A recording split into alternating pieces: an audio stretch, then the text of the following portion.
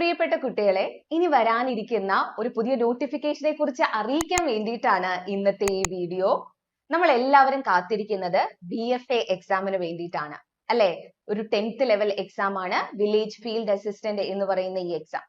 അപ്പോൾ അതിനെക്കുറിച്ച് നമുക്ക് കുറച്ച് ഡീറ്റെയിൽഡ് ആയിട്ട് തന്നെ നോക്കാം.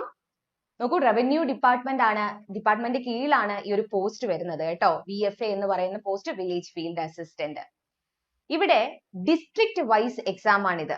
നമ്മൾ LDC ഒക്കെ പോലെ തന്നെ ഓരോ ജില്ലകളിൽ നിങ്ങൾക്ക് അപ്ലൈ ചെയ്യാനായിട്ട് പറ്റും. നിങ്ങൾക്ക് അതിന് നിങ്ങൾക്ക് ചിലപ്പോൾ നിങ്ങൾ താമസിക്കുന്ന ജില്ലയിൽ തന്നെ ജോലി വേണം എന്നുള്ളവർക്ക് ആ ജില്ലയിൽ തന്നെ അപ്ലൈ ചെയ്യാം.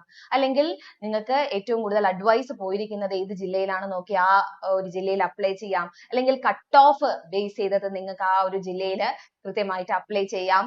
അങ്ങനെയൊക്കെ കഴിയുന്ന ഒരു ഡിസ്ട്രിക്ട് വൈസ് എക്സാം ആണിത് എന്ന് മനസ്സിലാക്കുക.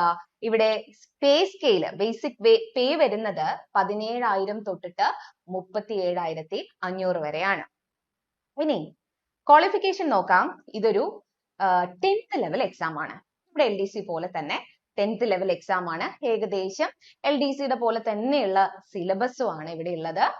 2 എക്സാം ഉണ്ടാവും, പ്രിലിമിനറി എക്സാമും ഉണ്ടാവും, മെയിൻസും ഉണ്ടാവും.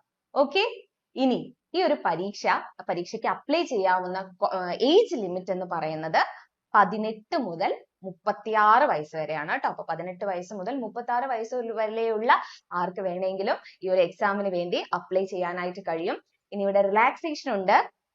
OBCക്ക് 39 വയസ്സ് വരെയും, SC/ST കാറ്റഗറിയിലുള്ള ആളാണെങ്കിൽ 41 വയസ്സ് വരെയും ഉള്ളവർക്ക് ഈ ഒരു പോസ്റ്റിലേക്ക് അപ്ലൈ ചെയ്യാനായിട്ട് സാധിക്കും.